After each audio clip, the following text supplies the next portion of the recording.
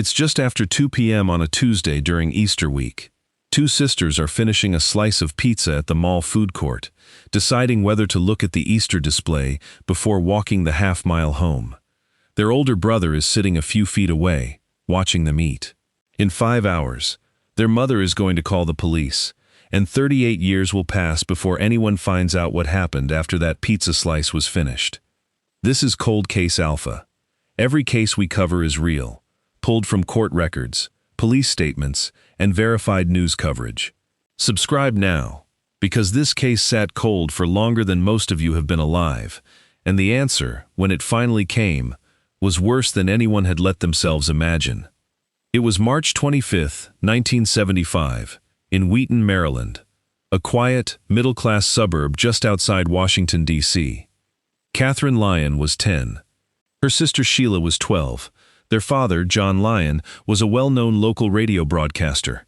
Their mother, Mary, kept the household running for 4 kids in a neighborhood where, as one retired officer would later put it, nobody ever thought the worst could actually happen. That afternoon, the sisters walked less than half a mile from their Kensington area home to Wheaton Plaza, a sprawling shopping center, to look at an Easter display and meet up with friends. Their mother suggested they grab pizza before heading back. Their older brother, Jay, was there too, and watched them enjoy a slice. The girls left the food court sometime after 2 p.m., hours before their mother expected them home at 4. 4 o'clock came and went. By 6, Mary Lyon was annoyed more than worried, the kind of irritation any parent feels when dinner's getting cold and kids are late. By 7, the annoyance had curdled into something else entirely. She called the police. Katherine and Sheila Lyon have not been seen since that afternoon. The disappearance shattered something in that community that never fully came back. Kensington and Wheaton had been the kind of sleepy, low-crime suburb where parents let kids walk to the mall alone without a second thought. A retired Montgomery County sergeant who searched the plaza and surrounding woods in the days after the girls vanished later admitted it took time for the reality to sink in. That a total stranger might have simply taken 2 children in broad daylight was, in his words, beyond belief. After that spring, parents across the area stopped letting their own kids play outside unsupervised or walk to Wheaton Plaza alone. An entire neighborhood's sense of safety changed because of one afternoon. What followed became one of the largest police investigations in the history of the Washington metropolitan area. Hundreds of volunteers and officers searched the plaza, the surrounding woods, nearby creeks. Detectives interviewed employees, shoppers, friends of the girls, anyone who might have seen something. A friend of the sisters told police she'd noticed a young man with long hair and a mustache staring at Katherine and Sheila inside the mall, and that she'd confronted him about it directly. Based on her description, a composite sketch was drawn. A white male, around 5'11", roughly 140 pounds, long hair, acne-scarred. That sketch, notably, was never released to the public or widely circulated within the department. The detective who drew it reportedly told his supervisor he didn't think it was accurate and worried it would generate false leads. A different sketch, based on a neighbor's account, went out instead. 1 week after the girls disappeared, a young man named Lloyd Lee Welch Jr., 18 years old, a drifter and carnival worker who'd been spending time around the Wheaton area, walked into a conversation with a mall security guard and told him he'd seen the Lyon sisters get into a car with a man on the day they vanished. He described a well-dressed stranger with a tape recorder, talking to the girls, before ushering them into a vehicle. Police brought Welch in, had him describe what he saw in detail, and gave him a polygraph test. He failed it. Investigators at the time believed Welch's account was suspiciously detailed for someone who claimed to be an uninvolved bystander. The kind of story, they suspected, someone tells hoping to collect a reward, rather than someone recounting something they actually witnessed. But without anything more concrete tying him to the crime itself, and with the department already stretched across hundreds of tips, detectives didn't pursue him further. Welch walked out of that interview a person police doubted, not a suspect they charged. He wouldn't hear from investigators again in any serious way for almost 40 years. By August of 1975, Mary Lyon had given up hope that her daughters were still alive. The case went cold. Not abandoned exactly, but unsolved in the way cases become unsolved when every lead runs out and no new ones arrive to replace them. Welch, meanwhile, went on living the kind of life that, in hindsight, reads like a slow-motion warning nobody was watching for. He racked up a criminal record beginning in 1973, including charges involving assault with a knife and domestic violence. In 1994, he pleaded guilty to molesting a 10-year-old girl in South Carolina and was sentenced to 18 months. Later, while living in a North Carolina trailer park, he allegedly started a sexual relationship with a 15-year-old neighbor, beat her when he was caught, and separately kicked his own pregnant girlfriend in the stomach, hard enough to send her into premature labor. Each of these was its own case, prosecuted on its own, decades apart, with seemingly no one connecting the dots back to a failed polygraph test from 1975. That changed in 2013. A Montgomery County Police Deputy Sergeant named Chris Homrock was assigned to review the Lyon file, the kind of periodic cold case reassignment that happens when a department decides a decades-old unsolved disappearance deserves one more look before the physical case file, and the detectives who could still remember it firsthand disappear entirely. Homrock went through every surviving record from the original 1975 investigation, and in the file, he found something that had been sitting there, unremarked upon, for 38 years. A 1977 mugshot of Lloyd Welch, taken after a burglary arrest completely unrelated to the Lyon case. Homrock looked at that mugshot, then looked at the original composite sketch, the one drawn from the witness who'd seen a man leering at the girls before their disappearance, and the resemblance stopped him cold. By this point, Welch was already incarcerated in Delaware, serving a lengthy sentence for molesting another child. In 2013, investigators traveled there to interview him, operating on the theory that Welch might have witnessed, or played some role in, an abduction carried out by a separate suspect, a man named Ray Molesky, who'd also drawn investigative attention over the years. During that interview, when asked directly what he thought had happened to the Lyon sisters, Welch answered with something that stopped everyone in the room. His opinion, he said, was that they'd been killed and raped, and that whoever did it had probably burned the bodies afterward.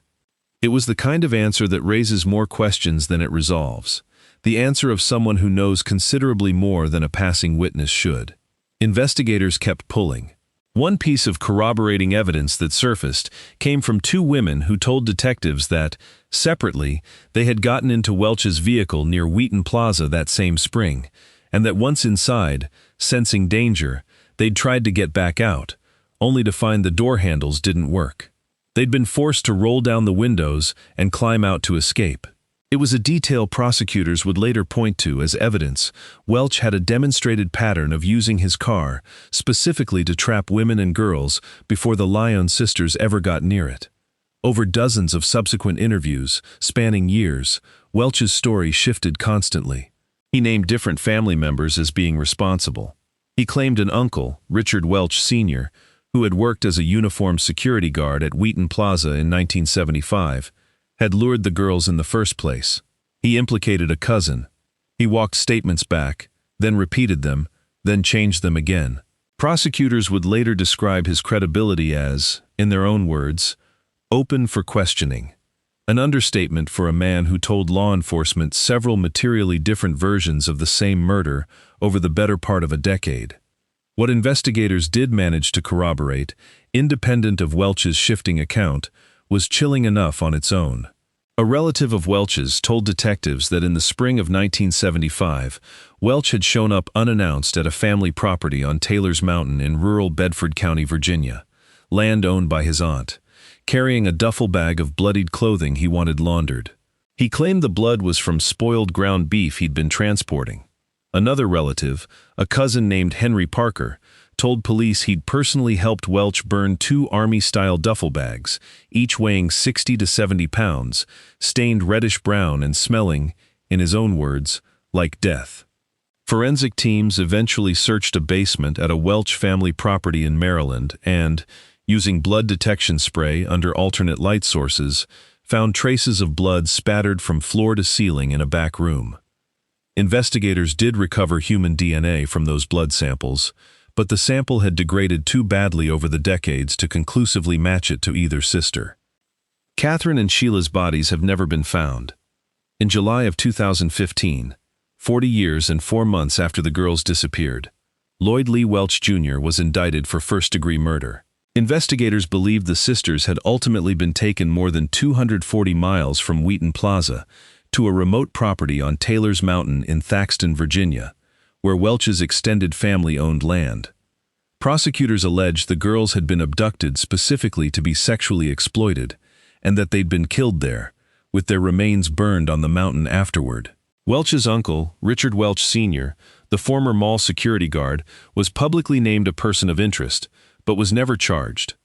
Richard's wife was separately charged with perjury after her grand jury testimony didn't hold up. Welch was scheduled to stand trial in September of 2017 in Bedford County, Virginia, facing 2 counts of first-degree felony murder committed during an abduction with intent to defile, charges that, at the time, carried the possibility of a death sentence. Days before jury selection was set to begin, his trial request was withdrawn. He entered a guilty plea instead, avoiding the possibility of execution. Under the agreement, Welch formally admitted to participating in the sisters' abduction, but continued, even in his own guilty plea, to deny any role in their sexual assault or their actual killing, insisting instead that an uncle had been responsible for what came after. He was sentenced to 48 years in prison, because the murders occurred in 1975, before Virginia's truth in sentencing reforms took effect. There's a technical possibility Welch could become eligible for parole sometime in his mid-80s. Officials who worked the case have publicly said they consider that outcome exceedingly unlikely. Prosecutors have named other Welch family members as persons of interest in the decades since, but no one else has ever been charged. Welch's own cousin said publicly, years after the plea, that he believed more people were involved than just Lloyd, that there had been, in his words, a cover-up within the family, and that Welch couldn't have done it on his own. Nobody has ever been prosecuted for that broader theory. It remains exactly that, a theory, voiced by a relative, never tested in a courtroom. Katherine and Sheila's bodies were never recovered, despite an extensive multi-agency search across Taylor's Mountain involving the FBI's Evidence Recovery Team, Virginia State Police, and county sheriff's investigators working through freezing, difficult terrain for days. Had this case gone to trial rather than ending in a plea, it would have been among the longest gaps in American legal history between the commission of a murder and a conviction secured without the victim's remains ever being entered into evidence. A spokesperson for the Lyon family, after the plea was finalized, made a point of publicly thanking the cold case detectives who'd finally cracked the file, describing the way those detectives had treated Katherine and Sheila, 4 decades on, as if they were their own sisters or daughters. It's a small detail, but it says something about what actually closes a case like this one. Not a single dramatic break, but investigators willing to spend years treating a decades-old file with the same urgency as a case from yesterday. Lloyd Welch is currently serving his 48-year sentence. The Lyon family got a conviction, a sentence, and an admission, but never a body. Never the full truth about who else was involved, and never the one thing every family in a case like this actually wants most: their daughters, brought home. Prosecutors involved in the case have said publicly that they would have liked the Lyon family to get real closure, not just a conviction, acknowledging in their own words that a guilty plea and a prison sentence aren't quite the same thing as an answer. 42 years passed between the day those girls left a pizza slice half-finished at a food court table and the day the man responsible finally stood in a courtroom. For 4 decades, that mugshot sat in a folder, filed correctly, available to anyone who thought to pull it and hold it up next to a sketch drawn from a teenage girl's memory. Nobody did, until 2013. If you want to know exactly how a mugshot, sitting quietly in a file for 38 years, can crack open a case everyone had given up on, that's exactly the kind of story we tell here every week. Subscribe to Cold Case Alpha now, because next week's case is another one where the evidence was there the entire time, waiting for someone to finally look at it twice.